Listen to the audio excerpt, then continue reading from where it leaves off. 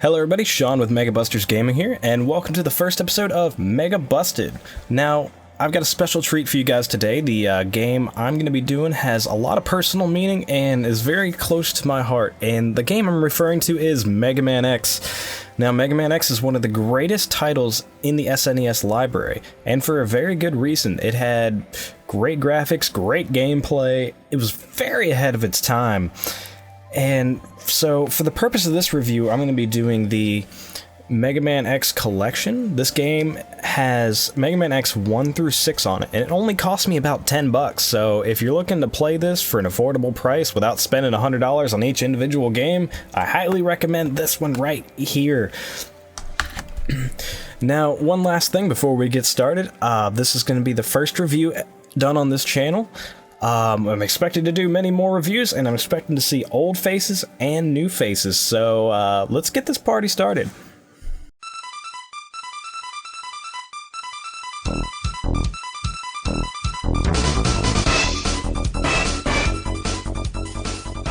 Mega Man X first made its debut in North America on January 1994 on the Super Nintendo Entertainment System. Keiji Inafune, the father of Mega Man, wanted to take Mega Man in a different direction with this series. The intention? Have Zero be the main protagonist. But he feared people would not recognize this as a Mega Man game, thus Mega Man X was born.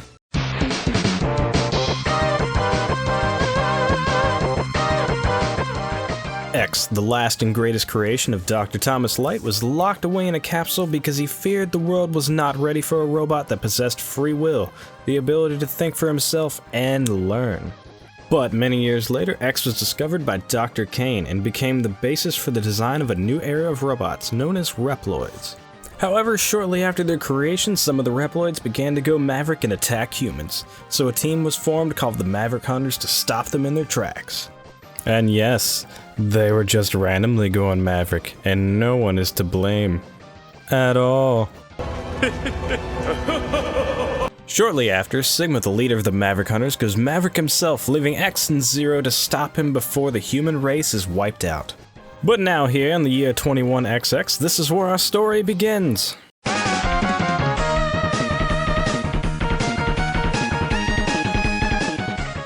The gameplay is what made this game so great yet familiar to the Mega Man fan. Much like the older Mega Man games, you must first defeat 8 robot masters before being able to progress to the final stages to take on the boss. And after defeating a boss, you gain their powers in order to help you defeat the other bosses. Just because the format's familiar, it doesn't mean that's all there is to this game. The control is super responsive, so when you die, you feel like it was because you played bad. And you need to get good, so get you some Mountain Dew and Doritos, and get good. Also, there are a ton of new features such as the wall jump system, which you are given immediate access to. This allows you to traverse walls and honestly speeds up the pace of the game because you no longer have to stop and use rush to traverse the high walls or obstacles. And along the same lines as the wall jump, you eventually get the dash boots, which greatly increase X's speed, giving you an awesome little dash move. Probably the most useful item in this game. But don't let this fool you, there are other great power-ups in the game, such as the Buster upgrade, which gives you the third charge and lets you charge bosses' weapons. There is also a helmet, which protects your head from some falling objects, but you can also bash open some blocks with it. And last but not least, you get the armor upgrade, which reduces the damage that is inflicted to you by half. Each stage also has a heart tank that increases X's maximum health. And there are 4 refillable sub-tanks which you can fill with health and use in a pinch. These items were placed in the game to give the player a feeling of progression while tackling the many levels. And it works really well. I mean, you can't sit there and tell me you didn't feel cool as hell when you were decked out in all that armor. I know you did. This game also saw the return of the password system, which allowed you to return to the game at a later time, which was always a great feature if you didn't have enough time to finish the game between homework and bed. One other cool feature I'd like to add is depending on the order you defeated the bosses, they can actually affect the other bosses' stages. Like if you defeat Chill Penguin, it'll actually freeze the Molten Metal and Flame Amos stage. Also, defeating Storm Eagle will cause his ship to crash into Spark Mandrel's stage, causing all the hazards to change. And defeating Launch Octopus will cause Sting Chameleon's forest to flood. It was a neat little system, and it showed they paid great attention to detail. Seeing the world change based on decisions you made just gave the world more life.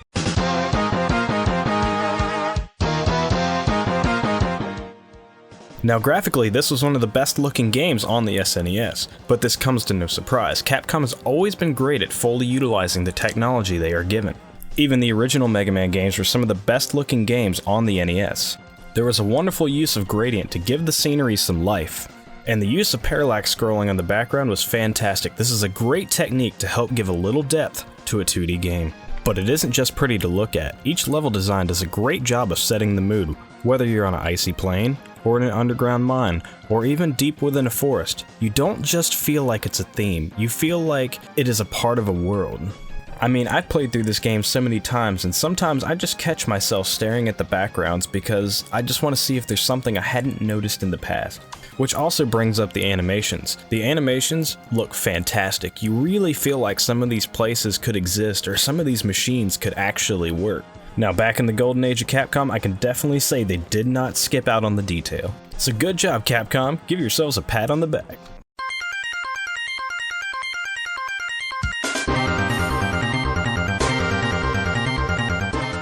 Now, where do I start with the sound design? I mean, the sound effects make it feel like your blasts, they really have some power behind them. Just listen to the charge sound effect and then the blast.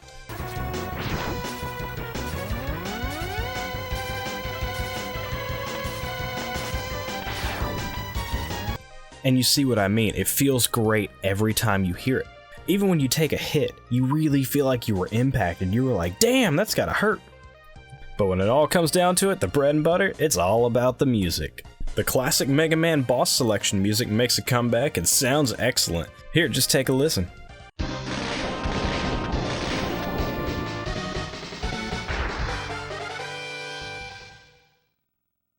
And that's not the only music in this game that sounds fantastic.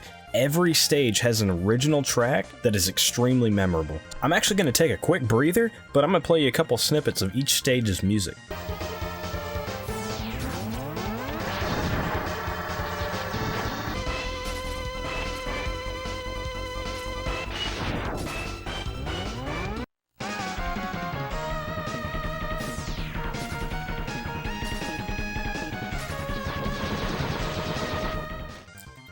And yes, it has one of the most fantastic soundtracks I've ever heard.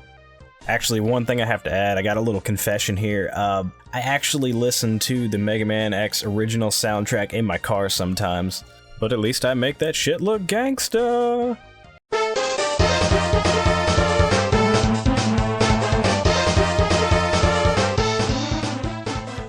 Okay, now that you've collected all armor upgrades, heart tanks, and sub-tanks, there's one last thing to do before taking on the final levels of the game, and that is to obtain the secret Hadouken from Street Fighter. The first thing you need to do is go to Armored Armadillo's stage. I'd suggest having full lives, for you will need them to get this done. The old school Mega Man bat at the beginning of the stage has a high chance to drop extra lives, so just farm a few off of him. The next thing to do is to get to this cliff at the end of the stage. Make sure you grab the energy up top. Now the next thing you want to do is kill yourself. Now yes, I've heard you can use the exit button, but this method gets it done in half the time because you start at a later part of the stage, so all you gotta do is repeat this about 5 times and you'll get a capsule containing Dr. Light and Ryu's gi. Now just step inside and obtain the secret Hadouken. Now note, to use this weapon, you do have to have full health, and you actually have to do the combo from Street Fighter, which is quarter circle forward and fire. Now this is the most powerful weapon in the game, for it can one-shot every boss and every enemy except for the final form of Sigma. But it is useful against the first 2 forms of Sigma. You can use it to one-shot his dog and Sigma's first form. Now as a little added bonus, I'm going to tell you exactly how to accomplish this. Alright, the dog part is easy. All you have to do for the dog part is wait for the dog to jump above your head at the beginning of the fight, and right as he is above your head, do the combo for the Hadouken. He will jump straight into the blast, and he will be taken care of. Now for the actual first form of Sigma, this is a little bit more complicated. Well, not really, it just takes some quick reaction and some good skill. Basically what you need to do here is just wait till he's done talking, and right as he's charging at you, you need to launch that Hadouken before he touches you. Do both of these methods properly and you'll be heading straight for the final form of Sigma. And now that you're at the final form of Sigma, the method here is extremely easy. All you need to do is climb the wall and get on the edge of one of these claws. And from here you have 2 options. You can either do damage with the 3rd charge, or you can hit him with Armored Armadillo's blast. And then just keep repeatedly shooting him until he is dead. Then you will get a scene with Mega Man standing on the edge of the cliff reminiscing about the whole battle. And now it's time to watch the credits roll.